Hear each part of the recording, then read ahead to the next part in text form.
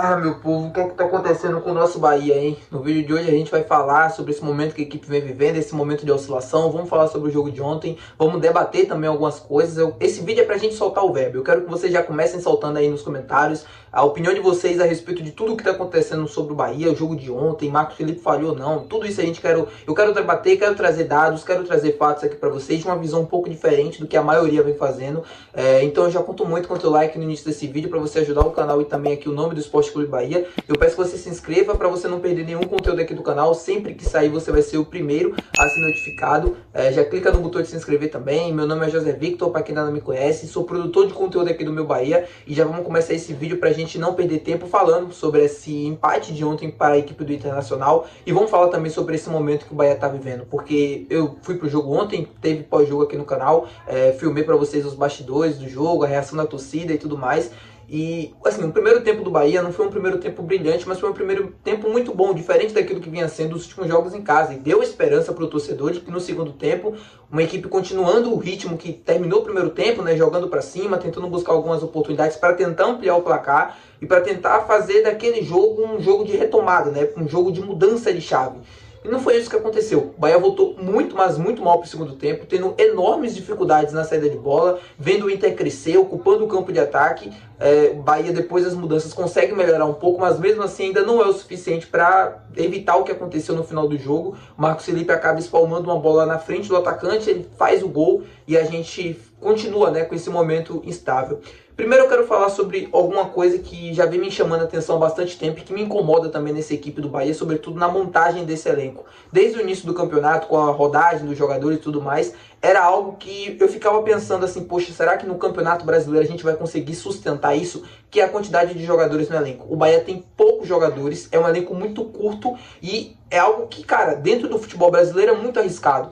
Eu sei que é uma estratégia adotada pelo Grupo City, algumas equipes do grupo. Eu posso falar aqui do Manchester City, que é aquele que eu acompanho mais e tenho mais conhecimento.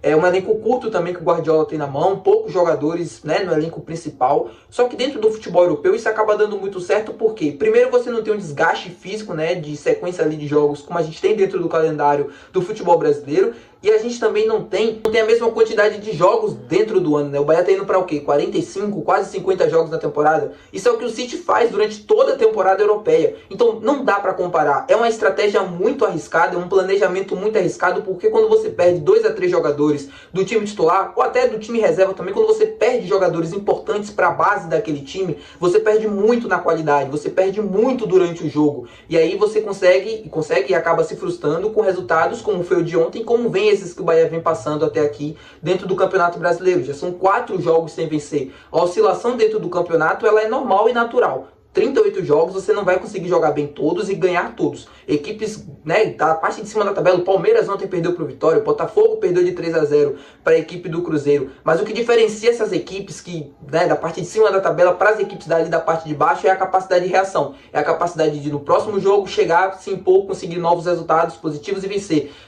Não é aquele, assim, são jogos em que a equipe vão jogar mal, mas não é sequencial, né? É um jogo mal, mas a grande imensa maioria são jogos em que a equipe consegue dar uma resposta, consegue ir bem. E o Bahia, nesse momento, o que mais me preocupa não são nem os 4 jogos sem vencer, são as atuações. O Bahia vem muito mal há bastante tempo, desde aquele jogo contra o Cuiabá, em que nada dá certo. A equipe parece, tecnicamente falar, tem uma queda brusca de rendimento, muito por conta, para mim, das peças ausentes que a gente vem tendo durante esses jogos, né? A gente perde jogadores importantes a cada jogo, ou por suspensão, ou por lesão, que podem fazer a diferença durante o jogo. Quando o Bahia tinha praticamente seu elenco completo dentro do campo e o banco de reservas também com os principais jogadores, com o Biel principalmente, que é aquele cara que vem do banco e consegue mudar a equipe, o Bahia vinha bem. E quando o meio de campo também, né, os 4 jogadores ali de meio conseguem jogar praticamente quase todos os jogos, jogando bem, se encontrando dentro da partida, o Bahia funciona, o Bahia consegue encontrar as tabelas, consegue encontrar as combinações que fazem com que o time consiga resultados, como foi durante boa parte desse primeiro turno. Para mim, um outro fator que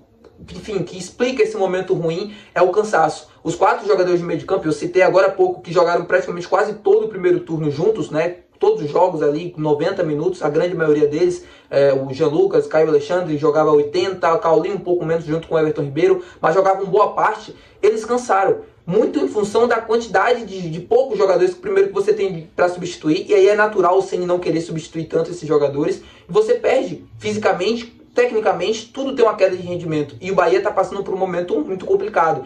Eu falei e repito, né, continuo afirmando, para mim esse trabalho do Rogério, ele vai a médio e longo prazo dar resultados, mas a gente não pode deixar de falar, na verdade, dos erros e das falhas desse momento que o Bahia vem vivendo. Não é só pelo resultado, são pelos erros sequenciais que o Rogério vem cometendo. Eu não falo nem sobre a questão das mudanças durante o jogo, não é sobre isso, é maior do que isso. Eu falo, por exemplo, da falta de opções dentro do banco de reservas e da falta de repertório para se jogar. O Bahia tem um jeito de jogar muito único, vem jogando assim desde o início da temporada, mas para mim a falta de repertório para você mudar o time durante a partida, encontrar um novo jeito de jogar, que consiga substituir esses jogadores importantes, esses pilares, esse pilar, né, da equipe, né, o Jean Lucas, o Caio Alexandre, para você conseguir encontrar novas soluções ao longo da partida e ter jogadores do banco de reservas também para entrar, ajudar a descansar, fazer com que o time continue jogando de uma outra maneira diferente, mas que continue funcionando. Para mim essa responsabilidade também é muito do Rogério Ceni, não só do Cadu Santoro, porque no início da temporada, quando você está montando o planejamento, está montando o elenco, não é somente o Cadu que participa dessas reuniões, é o Rogério também. E como o próprio Baraúna fez a pergunta na coletiva,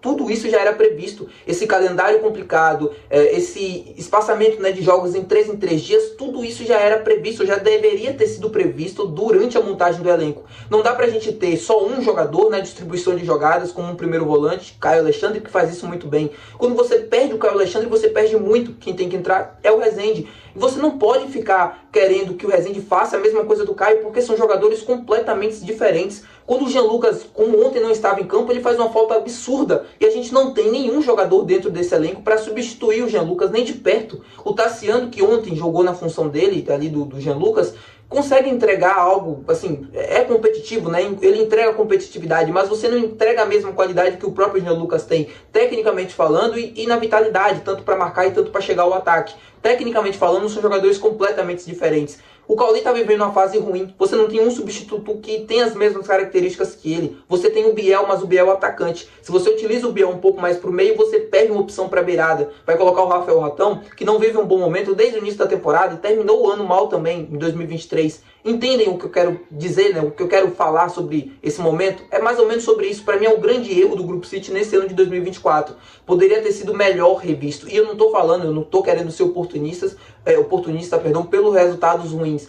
Isso vai acontecer durante quase todo o campeonato, mesmo o Bahia ganhando ou perdendo, vai ter jogos em que a gente vai sofrer com isso. Quando a gente tiver um espaçamento maior, um número de lesões menor e suspensão e tudo mais, as coisas vão voltar ao eixo. E é por isso que eu continuo dizendo para vocês, esse trabalho do Rogério, a médio e longo prazo, vai dar resultado. Mas você precisa ter um material humano maior e melhor dentro do banco de reservas também, para você dar opções para o treinador, para ele mexer. Eu não estou querendo isentar o Rogério, não. Ele tem que ouvir suas críticas e merece muito, porque vem errando nos últimos jogos. Não estou querendo falar nada sobre, assim, proteger o Rogério, que o Rogério não é nada sobre isso. Ele merece ouvir as críticas sim, mas também você precisa ter uma quantidade de material humano maior e melhor para você conseguir fazer com que esse time mude o repertório e consiga entregar um futebol melhor apresentado, coisa que o Bahia não vem conseguindo nos últimos 4 jogos. No jogo de ontem a gente chegou muito perto de encerrar esse jejum, mas sabe qual foi o grande erro dessa equipe? Talvez voltou um pouco conformado em segurar 1-0, sustentar a vantagem até o final do jogo, que nada acontecesse, que o time suportasse a pressão do Internacional, que o tempo passasse rápido e que conseguisse o resultado.